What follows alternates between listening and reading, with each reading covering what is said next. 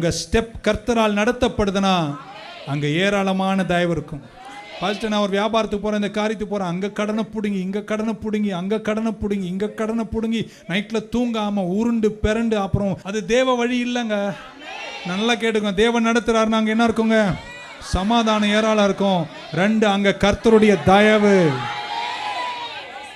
வச்சுங்களேன், நானே போய் நான் கனடாவில் சபை கட்ட போனேன்னு வைங்களேன், ஒரு வெள்ளைக்காரன் ரொட்டி கூட கொடுக்க மாட்டான். கெஞ்சி கூத்தாடி பிச்சு எடுக்க வேண்டியிருக்கும்.